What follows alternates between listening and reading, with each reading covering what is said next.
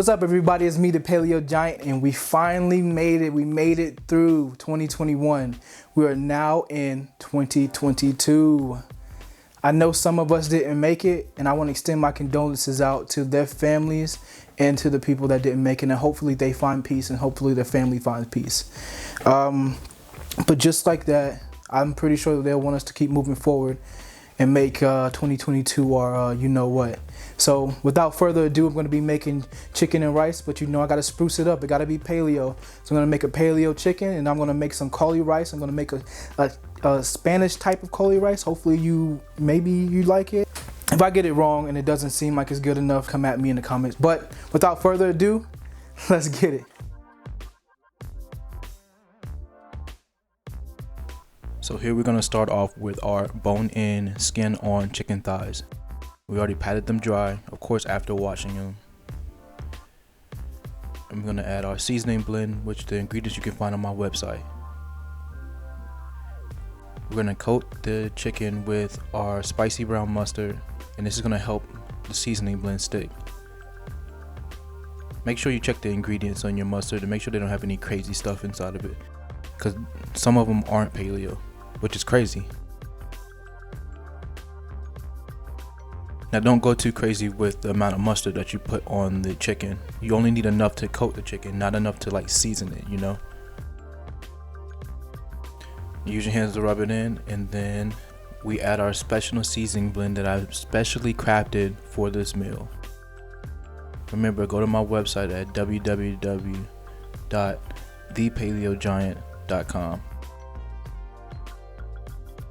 Now don't be afraid to get in there. You got to get in there and get the seasoning blend to coat every piece, every portion of this chicken. Then we're going to pop this in the air fryer on a rack for about 15 to 18 minutes, and then every 5 minutes after that we're going to keep checking. Flip it over and keep checking. And while our chicken thighs are cooking to perfection, we're going to go ahead and make our Spanish style cauliflower rice. So I used bagged cauliflower rice, and I put it in the microwave for about 5 to 6 minutes to allow it to steam and release a lot of that moisture. My goal here is to allow a lot of that moisture to be released before I put it into the skillet. So we're going to add about a teaspoon and a half or a quarter to the skillet, and this is just to make sure that the cauliflower rice does not stick to the skillet. Because the skillet was preheated already, the oil should spread across it pretty evenly. You don't necessarily have to do this part. This is just me looking for perfection when perfection doesn't exist. Unless we're talking about how perfectly handsome I am. Then it does exist. To the fullest extent.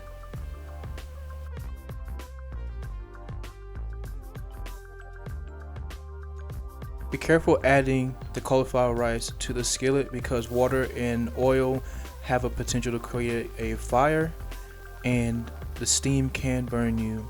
And I care about you, so I don't want you to get hurt. Be careful.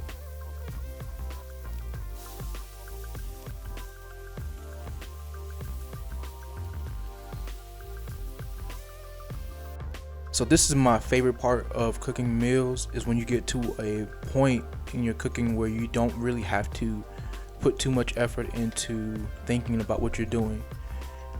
All I'm doing here is moving it around so it doesn't burn and helping release some of that steam. Right now I'm just in the zone and enjoying cooking.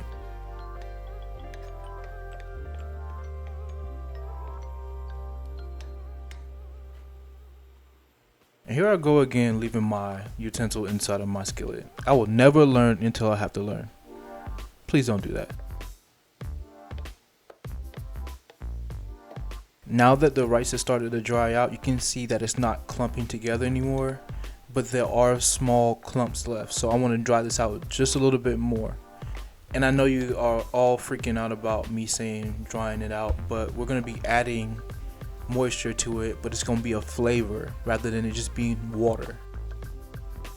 So don't be afraid. I have a quick question for y'all, and this is a debate that I go on with my significant other, my wife. How How do you say water? I say it with like a D, but she says water.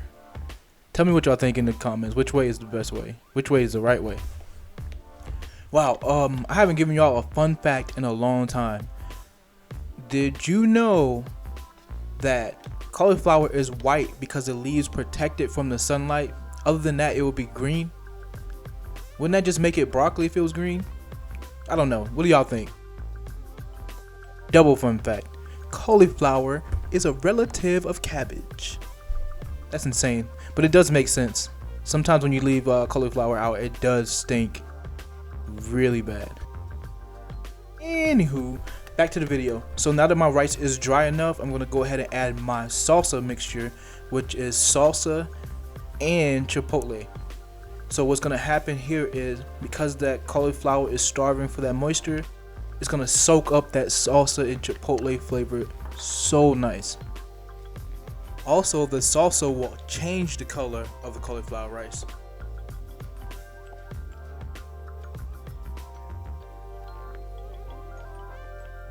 And because the cauliflower rice is pretty much already done being cooked, you can take your time mixing in the salsa. Try to get that color to be nice and even. And if you have to, add a little bit more salsa if it's not getting to the correct color that you want it to look. I know I did. So I couldn't get any Spanish olives because I didn't feel like going to the store, but I did have some black olives in my pantry. So I went ahead and added 1 small can of black olives. I'm going to incorporate this real nice. Listen to me. The aroma coming from this Spanish style Cauli-Rice is absolutely immaculate. I honestly believe that I'm going to be making this real soon, and it probably won't last a night.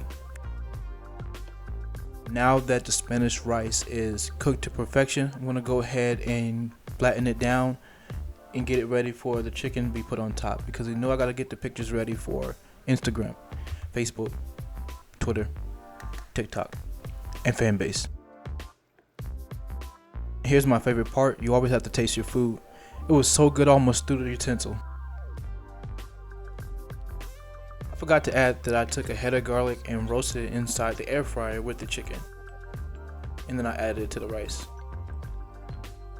Now I'm mixing it back in there so I can find it later. Be a nice little treasure hunt.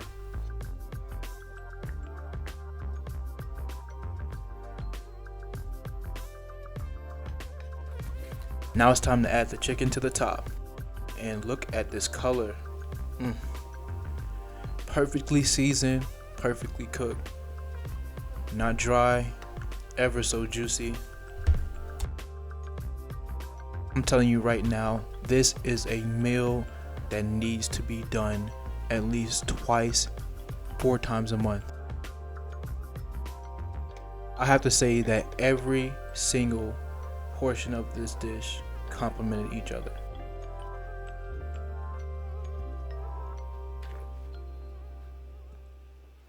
And just to top it off, for a garnish and also a little bit of flavor, you add some parsley on the top. It's gonna look so beautiful in the photo. And there we go, dinner is ready. This will make about 3 portions, but trust me when I say, these 3 portions will go fast.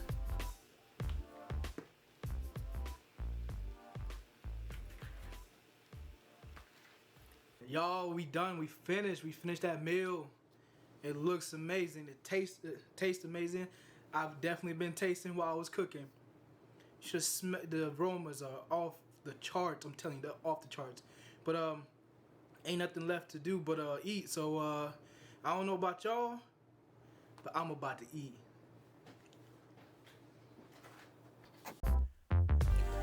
Don't forget to go beat up that like and subscribe button. Follow me on all social media at The Paleo Giant. When you add a .com to The Paleo Giant, you can get my complete ingredient list. That's www.thepaleogiant.com.